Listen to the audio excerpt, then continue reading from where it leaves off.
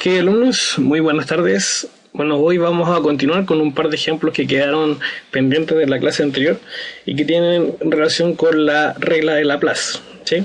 Bueno, hablamos un poco de que esto tiene que ver, ¿cierto?, con el tema de darle igual probabilidad a la ocurrencia de cada resultado posible que tiene el experimento, ¿no es cierto?, el espacio muestral de un experimento aleatorio. Entonces vamos a continuar con este ejemplo que dice lo siguiente: considera un experimento aleatorio que consiste en el lanzamiento simultáneo de dos dados cargados, es decir, que todas las caras tienen la misma probabilidad de salir. O sea, vale decir justamente el resultado que hablábamos recién de la regla de Laplace. Nos piden calcular la probabilidad de que la suma de los dados sea 9. Ok, entonces planteemos esto de la siguiente forma. En primer lugar, es bueno describir el espacio muestral tanto por comprensión como por extensión. Me explico. Vamos a escribirlo primero por extensión. El espacio muestral son todos los pares x, y, ¿no es cierto?, donde x representaría el número que sale del primer dado e y el número que sale del segundo dado, que se lanza de manera simultánea. Y como son números enteros, podríamos decir que pertenecen a z cruz z o z2, por así decirlo. Tal que, como son números dados, los números se encuentran entre 1 y 6. Por lo tanto, 1 menor o igual a x y y menor o igual a 6. Esto podría ser una forma de notar el espacio muestral como conjunto.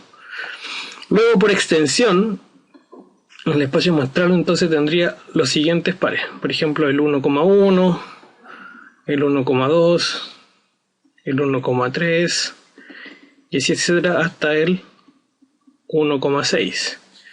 Luego vendrían el 2,1, el 2,2 y así sucesivamente hasta, bueno, al final llegaríamos hasta el 6,6, ¿no es cierto? Bueno, esto es el denotar el espacio muestral. Luego lo que debemos hacer es definir un evento asociado a lo que se nos está preguntando. Y el evento es el evento A, ¿no es cierto?, la suma de los dados es 9. Y matemáticamente, o por comprensión, digamos, podríamos escribir este evento como todos los pares x, y que pertenecen al espacio muestral, ¿cierto? Obviamente tienen que estar dentro del espacio muestral, tales que la suma, ¿cierto?, de estos pares sea exactamente 9. Luego podríamos escribir este evento por extensión, ¿cierto? Entonces, ¿cuáles son los pares que efectivamente cumplan? Bueno, si el máximo valor del dado es 6, lo que nos faltaría para llegar a 9 serían 3, que es factible para el primer dado, entonces podríamos empezar con el valor 3,6. Luego, si el primer dado sube el valor, el segundo baja, 4,5, después 5,4 y después 6,3, ¿sí? Y esos son entonces los 4 resultados posibles. Entonces aquí uno dice que la cardinalidad o n de a es 4, ¿sí? Luego, utilizando la regla de Laplace,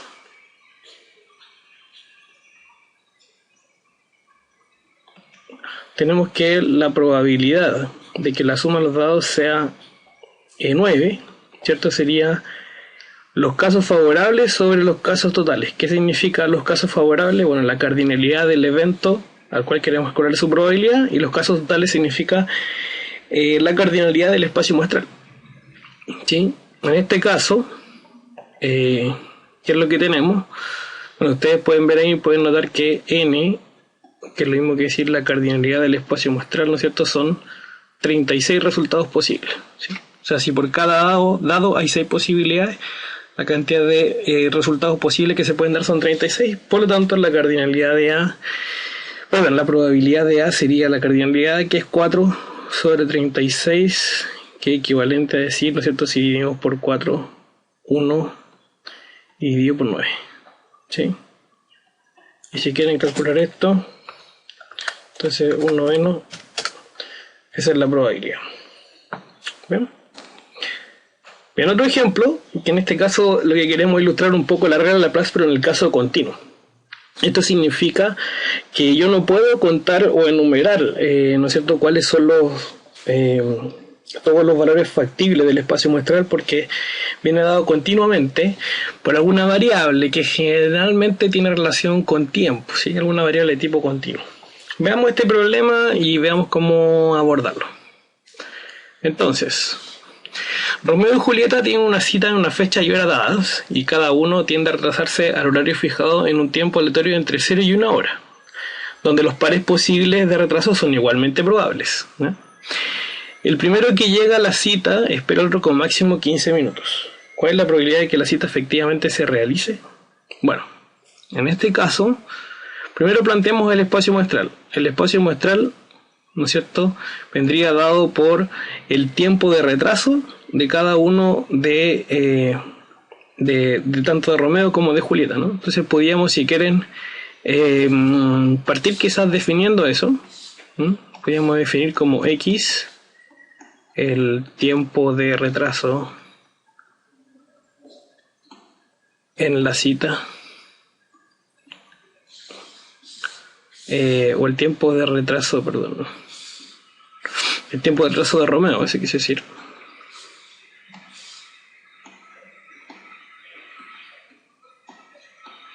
En la cita.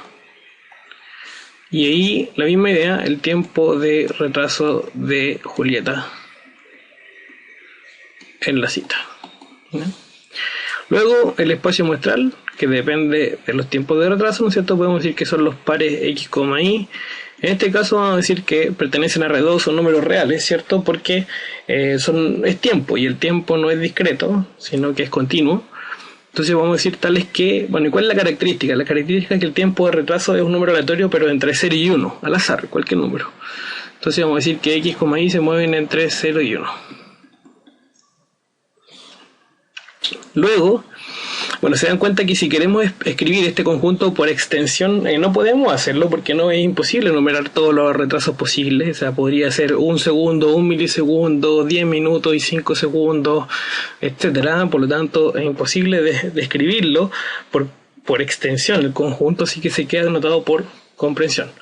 Más bien lo que uno hace es describir en un cuadro, ¿no es cierto?, en un diagrama, cuál es la región factible, cuál es el espacio, ¿no es cierto?, el espacio muestral de este experimento. Y vamos a hacer eso entonces en este momento. Vamos a definir aquí el eje Y, y acá vamos a definir el eje X, ¿sí? Y la idea entonces es que X y Y se mueven entre 0 y 1. Vamos a suponer que, por ejemplo, acá está el 1 y acá está el 1. Por lo tanto, el espacio muestral, la región factible, viene dado por esa expresión que está ahí. ¿Sí? Ese es el espacio muestral. ¿Qué nos piden? Nos piden calcular la probabilidad de que se concrete la cita, dado que la cita se concreta siempre y cuando a lo más se demoran 15 minutos en un retraso, ¿no? Bueno, acá quizás nos faltó ser un poco más específico, decir que el tiempo de retraso lo vamos a expresar en horas, ¿sí? Entonces, en horas. Y escribamos acá el evento de nuestro interés. Entonces el evento A va a ser todos los pares X, Y que están dentro del espacio muestral, ¿no es cierto?, tales que cumplen con la característica de que la demora, ¿no es cierto?, no es más allá de 15 minutos, ¿sí? Bueno, eso matemáticamente lo podemos escribir de la siguiente forma. Bueno, sabemos que al final lo que está dispuesto a esperar uno y el otro son 15 minutos, y eso lo hablamos a través de la diferencia entre los tiempos de llegada, ¿no?, o los tiempos de retraso. Entonces X menos Y es una forma de medir esa diferencia entre los tiempos de retraso. Pero si X menos Y, para que sea positivo, necesariamente entonces Romeo se tiene que demorar más que Julieta. Pero eso no tiene por qué ser así, ¿cierto? O sea, perfectamente Julieta, o sea, el tiempo Y puede ser más alto que el tiempo X, vale decir Romeo esperar más tiempo. Bueno, para poder, en una restricción, ¿no es cierto?, en una ecuación, denotar ambas condiciones, uno debería colocar esto en valor absoluto, de forma tal de que la diferencia, ya sea que Romeo llega primero o que Julieta llega primero, esa diferencia no sea mayor a los 15 minutos, o sea, por lo tanto sea menor o igual a 15 minutos, pero expresado eso en horas sería un cuarto de hora, ¿no?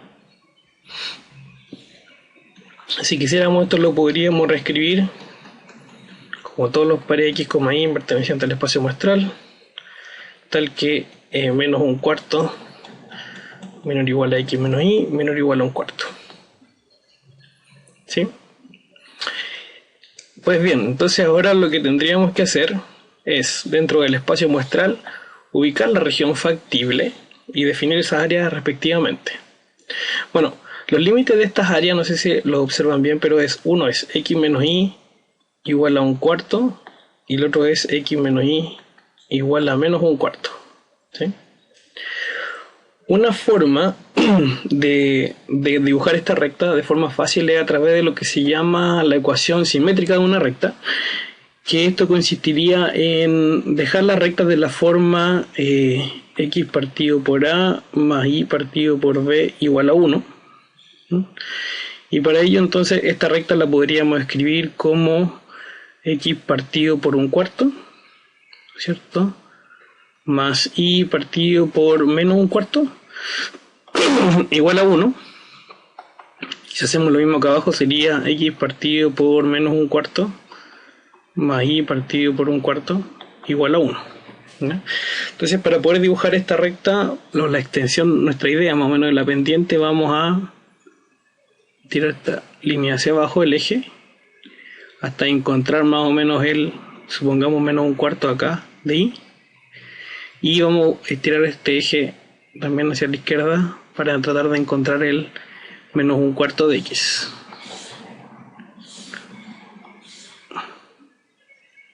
Supongamos que está por ahí.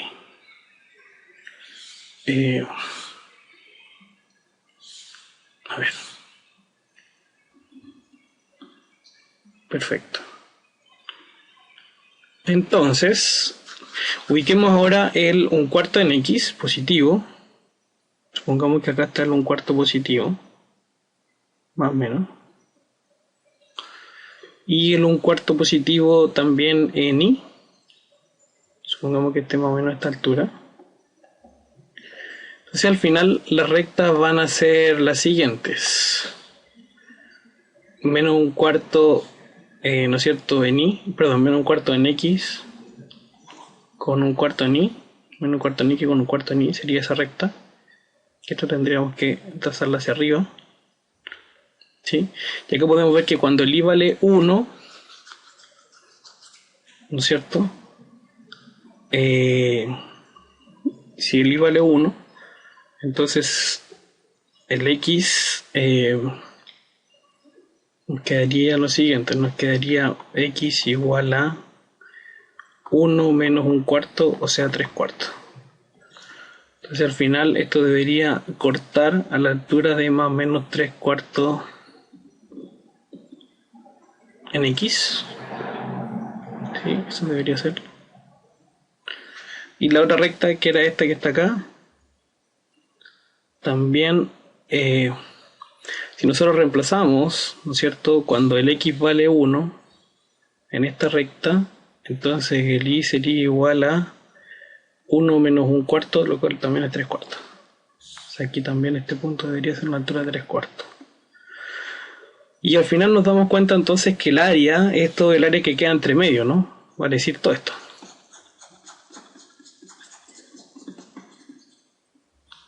Y de esta forma, ¿cierto?, la probabilidad de que la cita se lleve a cabo, ¿ya? Quizá ahí nos faltó definir en nuestro contexto que A, ¿no es cierto?, es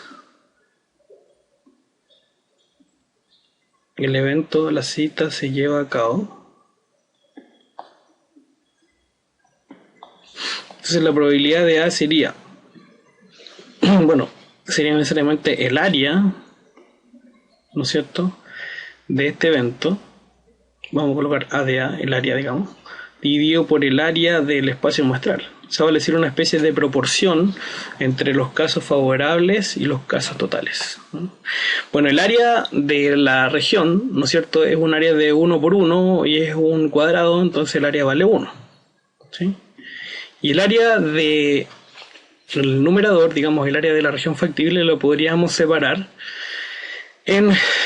yo creo que lo más fácil es sacarla como una diferencia de área, ¿no? Porque en el fondo esta región que nos queda acá al interior de este cuadrado es como una especie de el cuadrado menos dos triángulos sacados, ¿no? Entonces nosotros sabemos que el área del cuadrado es 1 y los dos triángulos, fíjense que tienen la misma base, porque la base mide 3/4,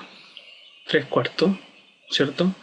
Bueno, y la altura también mide 3/4, ¿sí? Así que son dos triángulos con la misma base y la misma altura, y el área de un triángulo es un medio de la base, que es 3/4, por la altura, que es 3/4. Entonces se cancela esto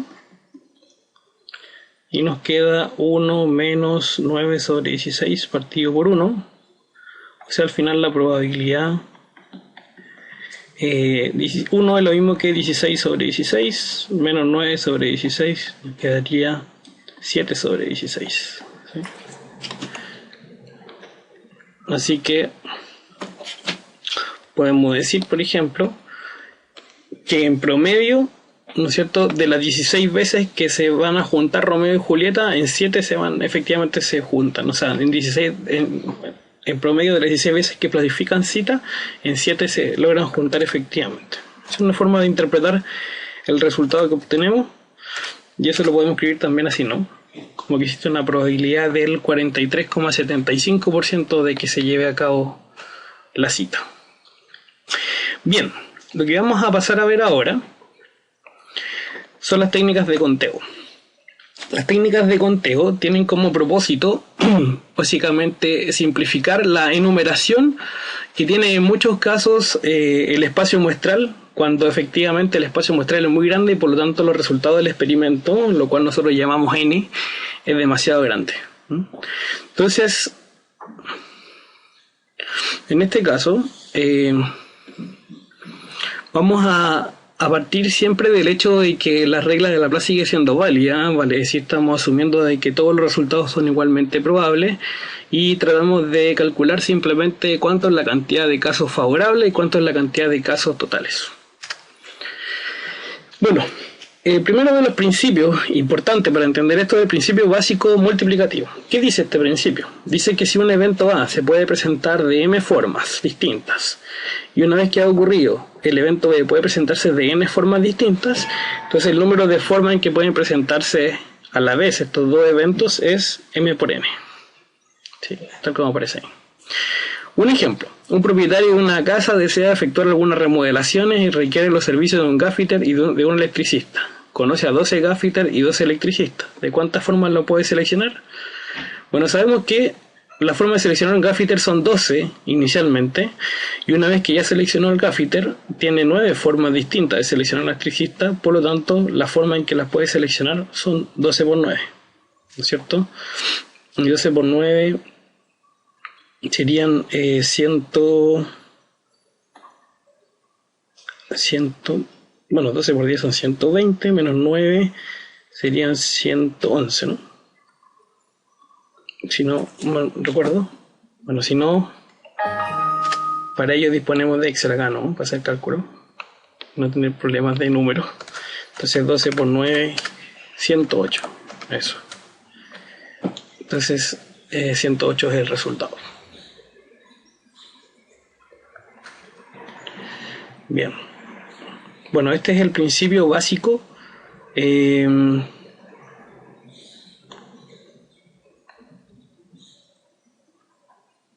Por algún motivo no me está dejando escribir. Borrar tampoco. Bueno, esto sería, como dijimos, 108. Bien, principio básico aditivo. Bueno, la diferencia del principio básico aditivo con el multiplicativo es la siguiente. Planteemos cuáles son las condiciones. Si A y B son dos eventos, ¿cierto?, tales que A se puede presentar de m maneras diferentes, B se puede presentar de n maneras diferentes, y A y B no pueden efectuarse simultáneamente, entonces A o B pueden realizarse o llevarse a cabo, ¿no es cierto?, de m más n maneras diferentes. Veamos un ejemplo. Supongamos que proyectamos un viaje y debemos decidir si el transporte será en bus o en tren. Si hay 3 rutas distintas para el bus y 2 para el tren, ¿de cuántas rutas disponibles hay para el viaje? Bueno, acá hay que entender de que el viaje uno no puede tomar los dos medios de transporte, o solo viaja en bus o solo viaja en tren. Por lo tanto, en bus hay 3 formas distintas, ¿no es cierto?, para hacerlo. y en tren, perdón, hay dos formas diferentes, y como son excluyentes entre sí, o sea, yo tomo solo bus o solo tren, la cantidad de formas diferentes serían 5. Bien. Bueno, ahora lo que vamos a hacer es generalizar los principios. Y la idea del principio general multiplicativo tiene ese propósito, ¿no? Generalizar el principio básico multiplicativo que vimos. Y en el fondo lo que nos dice es que si nosotros tenemos muchos eventos ahora, donde el primero se puede presentar de n1 veces, y dado que ya tenemos el primero hecho, el segundo se puede presentar de n2 veces, y el tercero se puede presentar de n3 veces, y así hasta el késimo de nk formas diferentes, entonces la cantidad de formas en que se pueden presentar todos los eventos a la vez, de forma simultánea, es la productoria de 1 hasta k de n sub i. Un ejemplo. Una familia se ha cambiado a una nueva ciudad y requiere los servicios médicos de un ginecólogo, un pediatra y un cirujano. Hay 2 clínicas médicas accesibles, cada una con 2 ginecólogos, 3 pediatras y 2 cirujanos. La familia obtendrá un mejor plan de salud si todos los médicos que pertenecen efectivamente a la misma clínica. ¿Cuántas opciones tiene la familia de satisfacer sus requerimientos? Bueno, en primer lugar, si es que la familia prefiere, ¿no es cierto?, tener un plan mejorado de salud, hay que tener claro que debe elegir la clínica primero, ¿sí? Entonces, para la clínica tiene solo 2 opciones, ¿sí?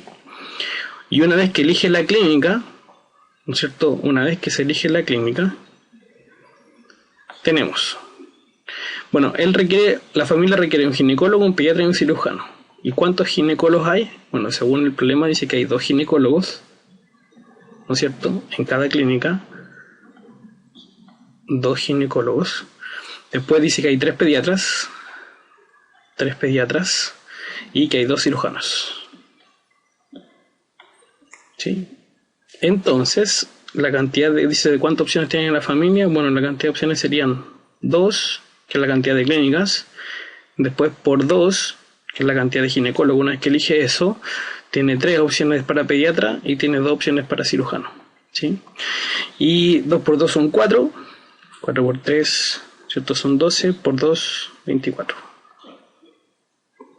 Así que 24 formas diferentes tiene la familia de hacer el plan mejorado de salud.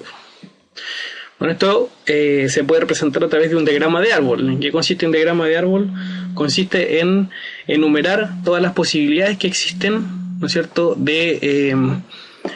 para llevar a cabo este experimento, ¿no? O sea, primero elegimos la clínica. Una vez que elegimos la clínica, elegimos un ginecólogo. Una vez que elegimos un ginecólogo, tenemos 3 opciones, ¿no es cierto?, por cada rama de pediatra. Y luego que elegimos el pediatra, tenemos 2 opciones para cada uno de los cirujanos. Bueno, el principio general aditivo es la misma idea del principio básico aditivo. La idea acá fundamental es que los eventos son mutuamente excluyentes, y este concepto no se pueden olvidar nunca en el curso. Que son mutuamente excluyentes significa que no pueden suceder simultáneamente, ¿no? Y en ese caso, ¿no es cierto?, la idea es que la cantidad de formas en que se puede presentar A1 o A2 o A3 o hasta O acá es la suma de ellos, la sumatoria de 1 hasta acá de los n sub i. Veamos un ejemplo para completar esta idea. Una persona desea comprar una lavadora, para lo cual ha pensado que puede seleccionar entre las marcas Whirlpool, ICE y General Electric. Cuando acude a hacer una compra, se encuentra que la lavadora Whirlpool, ¿no es cierto?, se encuentra en 2 tipos de carga. Vamos a colocar aquí las marcas Whirlpool, ICE y General Electric, ¿no es cierto? Y Whirlpool, ¿qué características tiene? Dice que tiene 2 tipos de carga. Después dice que son 4 colores. Y puede ser automática o semiautomática, ¿sí? 2 tipos de transmisión, digamos. La ICE, ¿cierto?, por otra parte, dice que se presenta en 3 tipos de carga. 3 tipos de carga. Se presenta en 2 colores. Y se presenta en semiautomática, automática. Y, o sea, vale decir 2 tipos de transmisiones. Y la General Electric, ¿no es cierto?, se presenta en un solo tipo de carga, dos colores diferentes y un solo tipo de transmisión. Entonces dice, ¿cuántas maneras tiene esta persona de comprar lavadora? Bueno, acá lo que hay que pensar es que la persona o compra una lavadora Whirlpool, marca Whirlpool, o compra una marca Easy, o compra una lavadora marca General Electric, ¿sí? Entonces esos o, al hecho de ser, ¿no es cierto?, eventos o decisiones excluyentes, o compro una marca o compro la otra, me lleva necesariamente al principio general, ¿no es cierto?, aditivo, ¿ya? Al principio aditivo. Entonces para Whirlpool yo tengo que ver cuántas opciones hay. Después para General Electric cuántas opciones hay, y para Easy también cuántas opciones hay. Entonces acá suceden una mezcla de ambos principios, ¿no? Porque si yo quiero determinar cuánto es la cantidad de formas que puedo comprar una lavadora Whirlpool, yo podría decir que son dos colores, y una vez que ya elegí el color, dos tipos de carga. Una vez que ya elegí el tipo de carga, tengo 4 posibilidades de elección de colores, y una vez que elegí el color, tengo 2 posibilidades de transmisión, automática o semiautomática. Por lo tanto, usando el principio multiplicativo, la cantidad de formas, ¿no es cierto?, que se puede comprar una lavadora Whirlpool son 16. La Easy, por otra parte, usando la misma idea, serían 3, ¿no es cierto?, por 2, o sea, son 3 tipos de carga. Son 2 colores y 2 tipos de transmisiones, y 2 por 2 son 4 y 4 por 3 son 12. Y la General Electric es un tipo de carga, 2 colores y un tipo de transmisión, así que esto nos dan 2 opciones. Y al final, entonces la cantidad de formas en que la persona puede comprar la lavadora sería 16 más 12 o más 2. ¿Por qué? Porque puede comprar o solo Whirlpool, o solo Easy, o solo General Electric. Entonces esto al final nos da 30.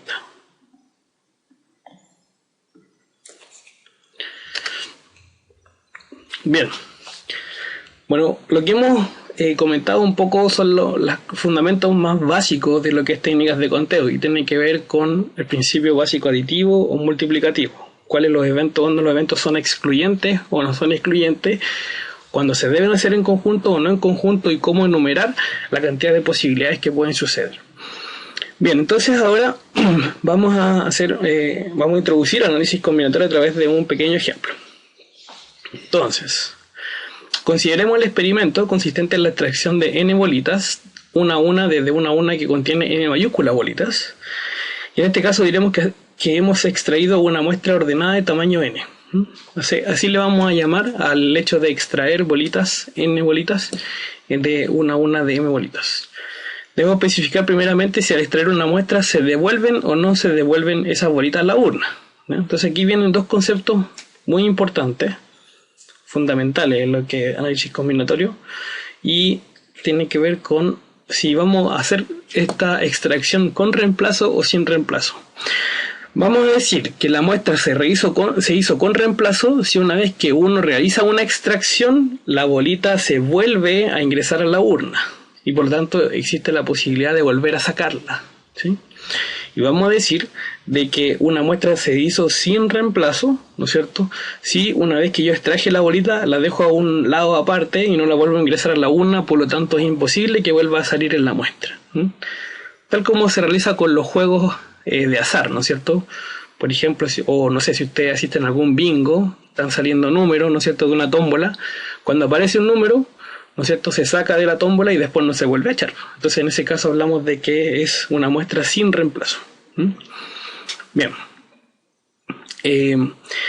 Hay que considerar lo siguiente, que si la muestra es sin reemplazo, claramente n, que es la cantidad de bolitas que yo voy a sacar, tiene que ser menor o igual a m. O sea, obviamente yo no puedo sacar más bolitas que la cantidad que tengo, ¿no es cierto?, en la urna, considerando de que no hay reposición, ¿sí?, o sea, sin reemplazo. Y si la muestra es con reemplazo, no hay restricciones para la cantidad de extracciones, ¿cierto? Porque siempre, cada vez que yo voy a sacar una bolita, siempre van a haber m, porque se hace una reposición, un reemplazo. Entonces nos preguntamos, ¿cuántos elementos tendrá el espacio muestral de todas las muestras de tamaño n sin reemplazo? ¿Ya? Siendo que no hay reemplazo. Entonces, inicialmente, ¿cuántas bolitas hay en la primera extracción? Entonces esto va a ser la primera extracción, la segunda extracción, bueno, y así sucesivamente. Yo puedo hacer n hasta la enésima extracción, ¿no es cierto? Entonces, en la primera extracción, yo sé que tengo n bolitas disponibles. O sea, perdón, tengo m bolitas disponibles para sacar en la urna, ¿sí? En la segunda extracción, yo ya extraje una de esas m bolitas, por lo tanto hay disponible m-1, ¿sí? De esta forma, ¿no es cierto?, en la enésima extracción a mí me quedarían disponibles solo m menos n-1, ¿sí? Lo que es equivalente a decir m menos n más 1, ¿sí? Y utilizando, ¿no es cierto?, el principio general multiplicativo, dado que en la primera, ¿no es cierto?, extracción yo tengo m, en la segunda m menos 1, y así sucesivamente hasta la enésima tengo m por n menos 1, la cantidad de formas o la cantidad de elementos del espacio muestral, ¿cierto?, sería m por m menos 1 por m menos 2 por etcétera hasta m menos n menos 1, ¿sí? Y esto que está acá también a su vez lo podríamos escribir como el factorial de m, ¿no es cierto?, dividido por m menos n factorial, ¿sí?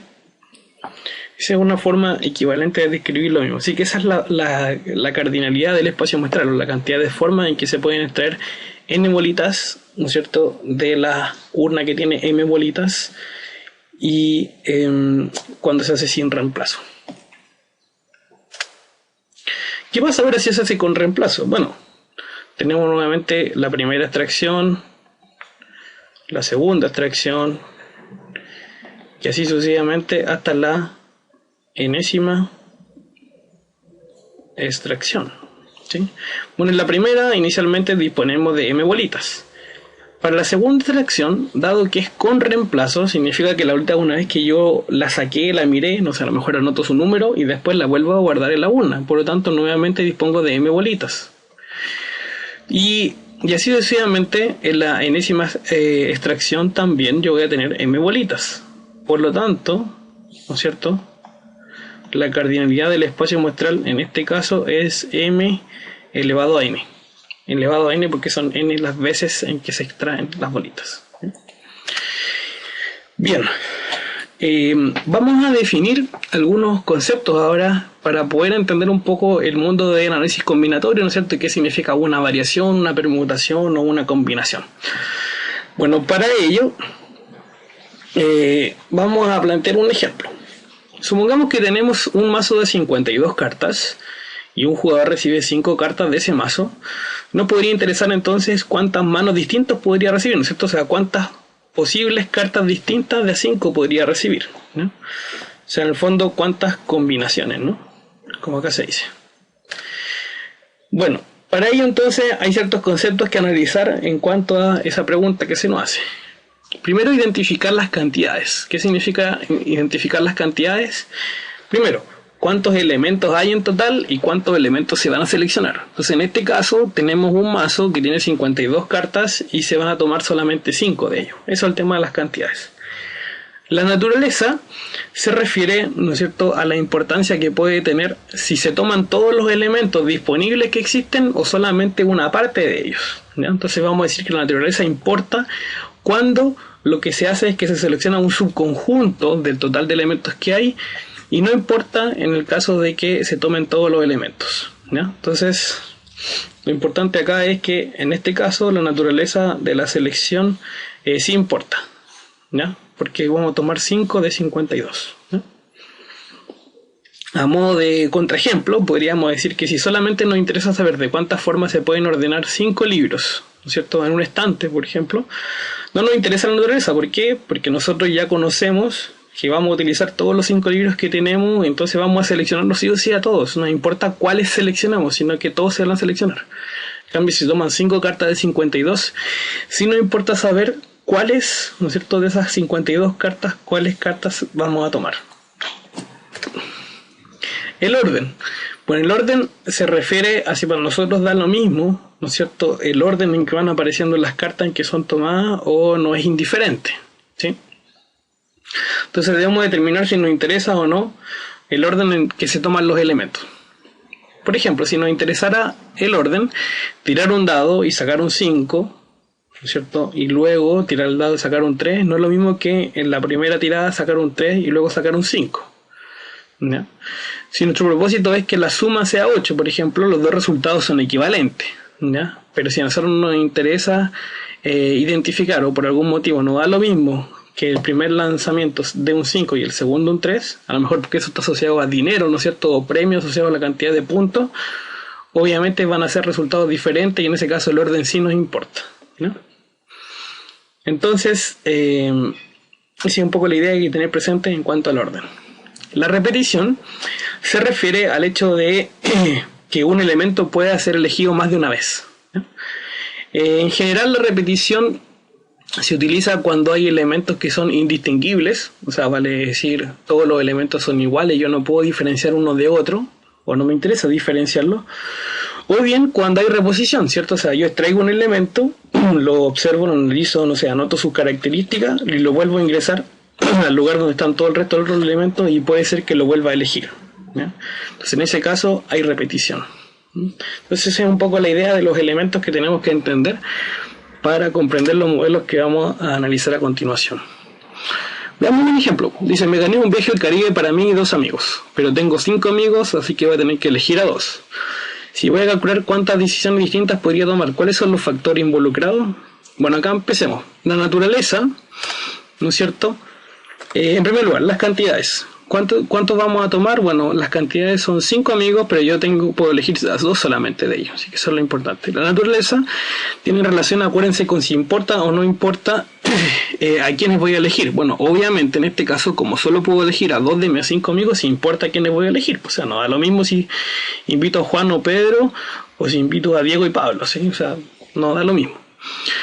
El orden tiene que ver con si da lo mismo si yo le aviso primero, por ejemplo, a Juan y después le aviso a Pedro que van justo al viaje o no. Bueno, en este caso, en particular, darle la impresión de que el orden no importa, ¿no? O sea, porque al final, lo único que importa es a quién escoge. Al final los 2 amigos igual van a llegar al terminal, ¿no es cierto? Y me van a acompañar al viaje, así que eso no hay problema. Y la repetición, acuérdense que tiene relación con si se puede ser elegido o no más de una vez el mismo elemento. En este caso no puede ser elegido, o sea, yo no puedo invitar 2 veces a Pedro, por ejemplo, sino que tiene que ir Pedro y otra persona más. Por lo tanto, en este caso no hay repetición. Veamos otro caso, otro ejemplo. Una habitación tiene 4 paredes y tengo 4 colores distintos para pintarlas. No voy a mezclar los colores, o sea, voy a usar los colores por separado y voy a pintar cada pared de un color distinto. Si voy a calcular de cuántas formas distintas puedo pintar la habitación, ¿cuáles son los factores involucrados? Bueno, en este caso hay que pensar en las cantidades. Tenemos 4 paredes y vamos a usar 4 colores para pintar todas las paredes, ¿sí? La naturaleza, en este caso podemos decir que, ¿no es cierto?, no es relevante, puesto que yo dispongo de 4 colores para 4 paredes, por lo tanto significa que voy a seleccionar todos los elementos disponibles, no es que vaya a elegir un subconjunto de ellos, por lo tanto la naturaleza no importa. El orden, bueno, en general hay que comprender lo siguiente, si no importa la naturaleza seguramente es el orden lo que debe importar, y en este caso es así, ¿no? O sea, no da lo mismo si la pared de la izquierda la pinto con rojo o la pared de la derecha la pinto con rojo, ¿no es cierto? Solo el rojo lo puedo usar una de las 2 veces, entonces tengo que elegir en qué pared va efectivamente ese color. Así que el orden importa. En este caso, en cuanto a la repetición, lo que se habla en el problema es que vamos a utilizar colores diferentes para cada pared y no se van a mezclar los colores, por lo tanto no existen repetición. Entonces, vamos a ver cómo modelar distintos problemas a partir de estos modelos que existen, ¿no? Los modelos simples o sin reposición y los modelos compuestos, ¿ya? Entonces los modelos simples o sin repetición, vale decir que no se puede elegir 2 veces el mismo elemento. Tenemos permutación simple, variación simple, combinación simple y permutación circular. Y en modelos compuestos son las variaciones con repetición, combinación con repetición y permutaciones con repetición. Bueno, ¿qué es una permutación simple? Nosotros disponemos de n elementos y deseamos ver de cuántas formas se les puede ordenar. Es decir, los elementos son siempre los mismos y de cada forma posible solo difiere de las demás en el orden que se tomen los elementos. Por lo tanto, como se toman todos los elementos, aquí no importa la naturaleza, eso es importante destacar, no interesa, no importa la naturaleza, y solo importa el orden, ¿no? Solo importa el orden. Y la forma de expresar esto es P sub n y es igual a n factorial. Y esa es la forma en que se pueden entonces ordenar en elementos. Veamos un par de ejemplos. Supongo que a un cartero al final del día le quedan aún por repartir 5 cartas a 5 direcciones diferentes. ¿De cuántas maneras se pueden repartirlas? Bueno, que hay que pensar de que no importa la naturaleza, porque yo no voy a seleccionar un subconjunto del total de cartas que tengo, que son 5, ¿no? Sino que yo voy a usar sí o sí todas. Por lo tanto, lo único que me importa son las formas distintas en que se puede ordenar, las formas en que se reparten, ¿no es cierto?, las carteras. Vale decir, si primero voy a la dirección 1, a la dirección 2, 3, 4, etc. Por lo tanto, esto sería simplemente P5, o sea, 5 factorial, y esto serían 120 formas diferentes. Pedro tiene 6 libros y desea leerlos de uno a la vez, ¿ya? O sea, aquí nuevamente va a leer Pedro todos los libros, ¿no es cierto? Nos pregunta que cuántas opciones tiene en cuanto al orden de lectura. Como se van a leer todo y no un subconjunto, entonces no importa la naturaleza. Por lo tanto, lo único que no importa es el orden, y en este caso todos los elementos, ninguno se puede repetir, o sea, Pedro no va a leer 2 veces el mismo libro, no es lo que se plantea en el problema, así que el problema sería P6, o sea, 6 factorial. Esto sería 6 entonces por 120, que si no mal recuerdo debería ser 720, ¿no? Así colocamos acá permutación 6, 720.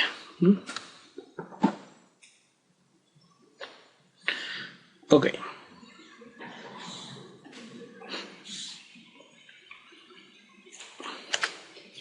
Bueno, veamos ahora otro modelo. Este modelo se llama variación simple. Es muy parecido a lo que es la permutación, pero la diferencia es que utilizamos solamente un subconjunto de ellos. O sea, se usa solamente K de los n elementos que hay. Obviamente K es menor que n. Entonces hay que tener en cuenta no solamente el orden en que se van a ordenar estos elementos, sino también cuáles son los n elementos que se eligen, ¿no? Por lo tanto, en este modelo que se llama variación, lo que importa es el orden y la naturaleza, ¿no? Y entonces son las variaciones de n en k. Este es el modelo, ¿cierto? Donde esto sería n factorial dividido por n menos k factorial, ¿no? Y se lee variaciones de n elementos tomados de acá.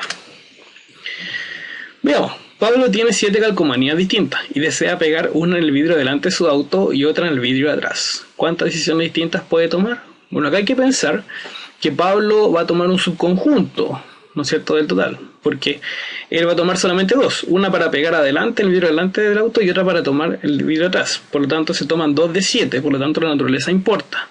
Ahora, igual cuando tú eliges 2 de esas calcomanías, no es lo mismo si pegas la calcomanía A adelante o la A la pegas atrás una vez que la elegiste. Por lo tanto, el orden también importa, y desde ese punto de vista entonces el modelo es un modelo de variación simple de 7 en 2, y esto sería 7 factorial dividido por 7 menos 2 factorial, o sea 7 factorial sobre 5 factorial, y esto sería 7 por 6, ¿cierto? Y eso serían 42, multiplicado de forma diferente. Supóngase que un club consta de 30 miembros y que hay que elegir de una lista de miembros un presidente y un secretario, o sea solamente 2 elementos de 30. ¿De cuántas formas se puede elegir esta directiva si una misma persona no puede ejercer ambos cargos? Bueno, nuevamente el orden importa. ¿Por qué importa el orden? Porque no da lo mismo a quién se elige como presidente y a quién se elige como secretario. O sea, pueden ser las mismas 2 personas que se eligen, pero los cargos son totalmente diferentes. Por lo tanto, el orden sí importa. Además, la naturaleza importa, obviamente, porque estamos seleccionando solamente a 2 de 30 miembros. Por lo tanto, la idea sería una variación de 30 en 2. O sea, esto sería 30 factorial dividido por 30 menos 2 factorial. O sea, 30 factorial dividido por 28 factorial. Lo mismo voy a decir 30 por 29.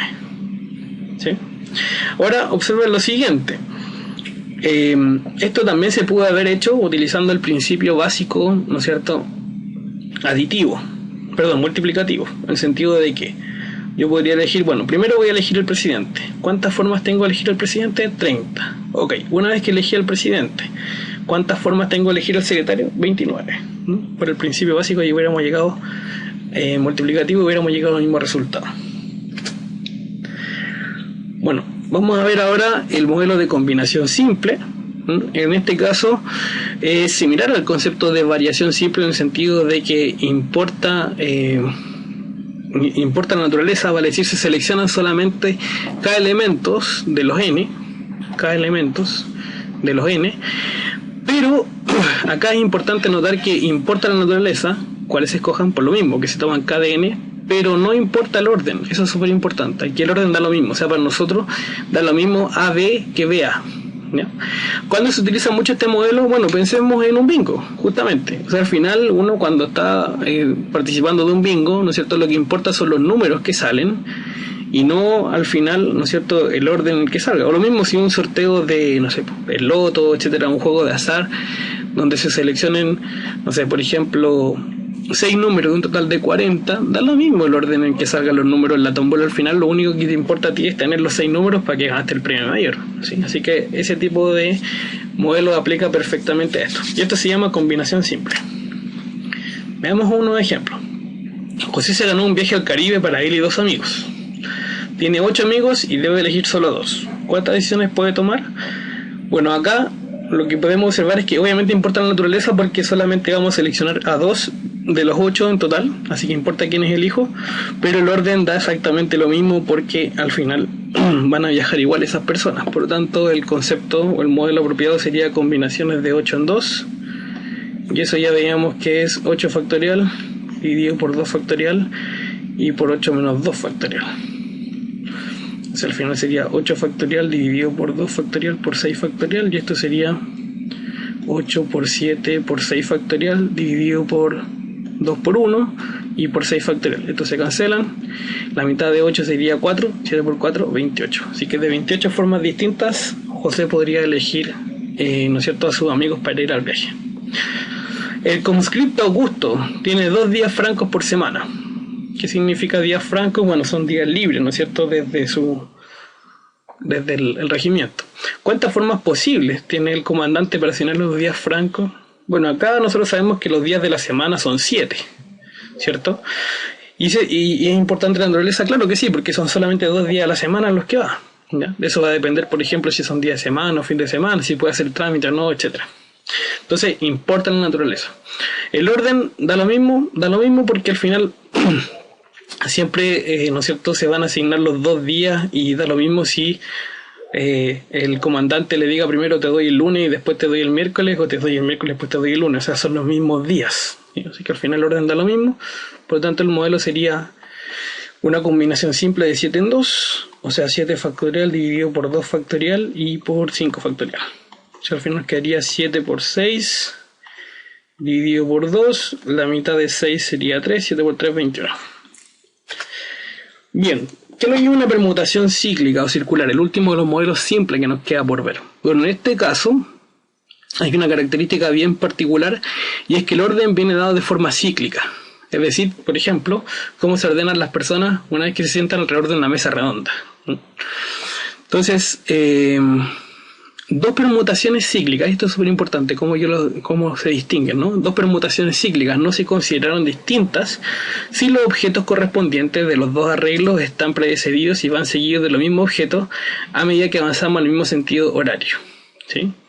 Entonces, aquí además nos interesa la naturaleza porque se eligen todos los elementos, ¿cierto? Y la permutación cíclica es n-1 factorial. Es importante entender acá que cuando hablamos que 2 permutaciones cíclicas no se consideran distintas si los objetos son los mismos los que siguen y los que van detrás. Claro, porque al final aquí todos los elementos van de esta forma, ¿no? Entonces uno al final da lo mismo si empieza a contar desde aquí cómo comienza o desde aquí cómo comienza. Lo importante es el orden que se siga sea el mismo, o sea, quién va adelante tuyo y quién va detrás tuyo, ¿no? Veamos un par de ejemplos. Una familia de 5 personas, padre, madre y 3 hijos, se van a sentar en una mesa redonda a almorzar. ¿De cuántas formas se pueden hacerlo? Bueno, claramente es una permutación cíclica, ¿no es cierto?, de 5 personas, y el modelo dice que esto es 5 menos 1 factorial, y esto es 4 factorial, y esto es 24, ¿sí? ¿Y por qué es eso? Porque bueno, uno lo que hace en el fondo es fijar en algún momento, ya por ejemplo acá está el padre, se fija el padre, y lo importante es los otros asientos que quedan disponibles en la mesa, ¿no es cierto?, quién se va a sentar. Entonces la forma distinta de arreglar esos 4 elementos disponibles es 4 factorial, pues. De ahí viene un poco la idea de la fórmula. Si nos basamos en la misma familia, ¿de cuántas maneras pueden sentarse a la mesa si deseamos que el padre y la madre queden juntos? Bueno, acá es bastante distinto el problema, en el sentido de que si bien siguen siendo los mismos 5 miembros de la familia, yo estoy obligando al problema a que 2 de esos 5 queden juntos, ¿sí? Entonces como que ya no puedo fijar uno, sino que debo fijar 2. Aquí debo fijar padre y madre, y acá me quedan solo 3 disponibles. Entonces uno podría decir, bueno, estos 3 se pueden sentar de 3 formas diferentes. Es cierto eso, o sea, uno podría considerar como una permutación cíclica de 4. Pero al mismo tiempo uno debe pensar que el padre y la madre se puede sentar de distintas formas. O sea, puede ser que el padre a la izquierda de la madre, ¿no es cierto?, o la madre a la izquierda del padre, ¿sí? O sea, puede ser al revés. Entonces esto sería al final eso. O sea, al final sería 3 factorial por 2 factorial. 3 factorial son 6, 6 por 2 son 12. ¿Sí? Bien, vamos ahora a pasar a ver los modelos con repetición. En el caso de los modelos con repetición, la idea sigue siendo la misma. Aquí la única diferencia está en que los elementos pueden salir más de una vez, se pueden repetir, o bien puede ser que sean indistinguibles entre sí. O sea, aquí yo no puedo diferenciar, por ejemplo, 2 caramelos entre sí o 2 bolitas entre sí, porque son iguales con las mismas características, ¿no? Entonces, la variación con repetición tiene una medida de variación simple. ¿Qué significa eso? Que importa el orden e importa la naturaleza, ¿no es cierto? Y se pueden elegir entonces más de una vez. Entonces hay que distinguir, ¿no es cierto?, tomar cada elemento de un total de n que hay en total, pudiendo elegirse más de una vez cada elemento. Este es el modelo entonces que nos va a importar, y para diferenciarlo de los modelos simples acá se le agregó una coma, ¿no? Si lanzamos al aire 5 veces la misma moneda, ¿cuántos resultados posibles pueden producirse? Bueno, acá lo que hay que pensar es que la moneda solamente produce 2 resultados diferentes, ¿sí? Pero al tirarla 5 veces, ¿cierto?, yo tengo la primera vez 2 posibilidades, la segunda vez 2 posibilidades, la tercera vez 2, la cuarta vez 2 y la quinta vez 2. Y al final este modelo, ¿no es cierto?, no es nada más que 2 elevado a 5, lo cual es 32, ¿sí?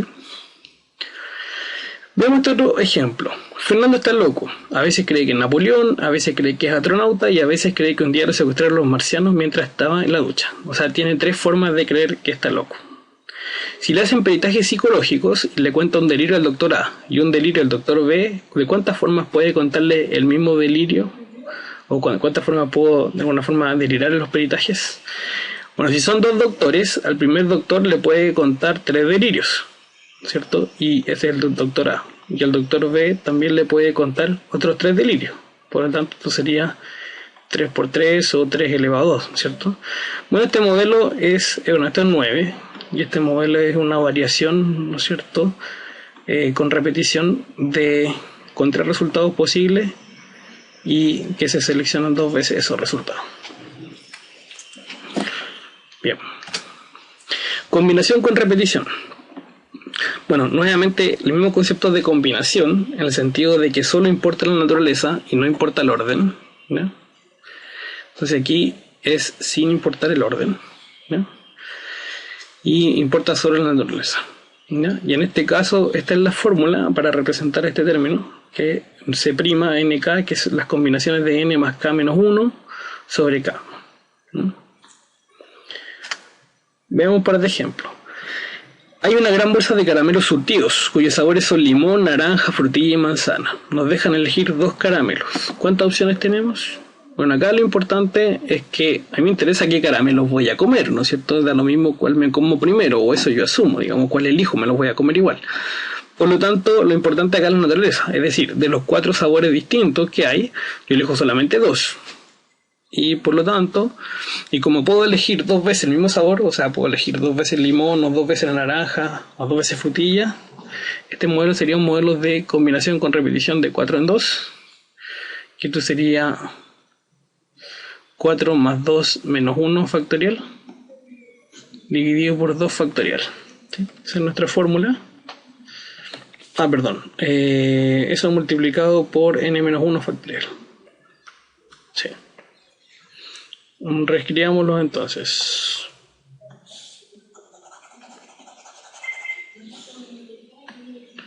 Serían las combinaciones de n más k menos 1 sobre k. Ya, y esto sería las combinaciones de, bueno, 4 más 2 son 6, menos 1 sería 5, 5 en 2. Y esto sería 5 factorial sobre 2 factorial y 3 factorial. Y esto nos quedaría 5 por 4 dividido por 2. La mitad de 4 es 2, 5 por 2, 10. De formas distintas.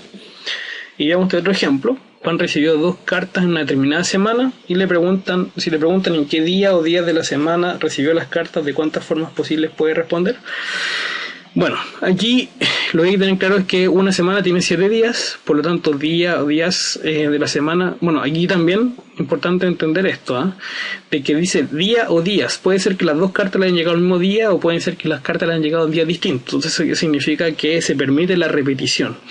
Ahora, como pueden ser días distintos, como un subconjunto del total de días que hay en la semana, que son 7, importa en la naturaleza y por lo tanto el modelo debe ser una combinación. El orden da exactamente lo mismo, ¿ya? Porque aquí lo que están preguntando no son qué carta llegó en qué día, sino que cuáles son los días en que llegaron las cartas, ¿ya? Independiente de si le llegó primero la cuenta de acá y después de la luz, no se está preguntando eso. Entonces sería un modelo de combinación, ¿no es cierto?, con repetición de 7 tomado de 2, ¿sí? Esto sería 7 más 2 menos 1 sobre 2, y esto sería 8 sobre 2, y esto sería 8 factorial dividido por 2 factorial por 6 factorial. Esto sería 8 por 7 partido por 2, la mitad de 8 serían 4, 7 por 4, 28. 28 formas diferentes. Bueno, y el último modelo que nos queda por ver son las permutaciones con repetición. El concepto de las permutaciones con repetición, el mismo concepto de las permutaciones anteriores, donde nosotros vamos a tomar sí o sí todos los elementos, por lo tanto no nos importa la naturaleza y solo nos importa el orden, ¿ya? Entonces, como dice acá, nos importa la naturaleza y solamente importa el orden, ¿ya?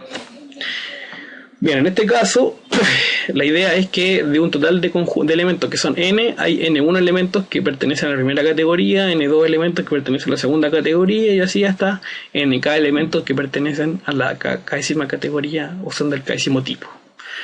Y esto se puede calcular entonces como n factorial partido por n1 factorial por n2 factorial hasta nk factorial. Entonces,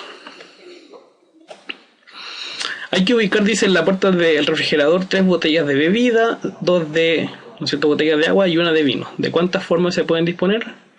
Bueno, aquí si uno revisa el enunciado se puede dar cuenta de que yo tengo 3 botellas de bebida y no estoy distinguiendo entre ellas. Si son, no sé, falta Coca-Cola, Pepsi, etcétera. O sea, al final son bebidas para mí y me da lo mismo el orden. Lo mismo que las 2 botellas de agua, me da lo mismo, y la botella de vino, bueno, es una sola. Entonces son elementos que se llaman como indistinguibles entre sí y por lo tanto el modelo que aplica es el modelo de permutación, porque lo único que importa es el orden en que se puede dar esto. Entonces esto serían las permutaciones con combinación de 3 en 2 y 1, y esto sería, bueno, 3 más 2 más 1 sería 6, son 6 elementos al final, y acá diría 3 factorial, 2 factorial y 1 factorial. Entonces sería 3 por 5 por 4 por 3 factorial dividido por 3 factorial por 2, ¿cierto? Estos se cancelan. La mitad de 6 sería 3, 5 por 4, 20, por 3, 60. Diego decidió organizar su semana. Va a dedicar 3 días a trabajar, 2 a estudiar y 2 a descansar. ¿Cuántas opciones tiene? Bueno, en este caso hay que analizar lo siguiente. En primer lugar, va a usar todos los días de la semana, los 7 días, por lo tanto yo no tengo un subconjunto que tomar, por lo tanto la naturaleza no importa, ¿ya? En segundo lugar, como la naturaleza no importa, lo único que importa son el orden en que va a tomar los días para estudiar, de los 7 días de la semana. Por lo tanto, y además hay 3 días a trabajar, 2 a estudiar y 2 a descansar, y no le importa a ellos cuál de los días sean los que se seleccionen. Así que vamos a considerar como son elementos nuevamente indistinguibles entre sí, vale decir, se pueden repetir, ¿no? Este día es para trabajar, este otro día es para trabajar, etc. Entonces es una permutación, ¿no es cierto?, con repetición de 3, 2, 2, lo cual sería 7 factorial dividido por 3 factorial por 2 factorial y por 2 factorial, que esto sería 7 por 6 por 5 por 4 por 3 partido por 3 factorial por 2 por 2. Bueno, ese 2 por 2 es 4, se va con ese, esto se va con ese, y nos queda 6 por 5, 30, y 3 por 7, 21, así que son 210 formas distintas en que Diego puede organizar su semana. Bueno, bien muchachos, llegamos hasta aquí con esta clase, con lo que son las técnicas de conteo, y la próxima semana vamos a comenzar con lo que es, la próxima clase, perdón, vamos a comenzar con lo que es probabilidad condicional.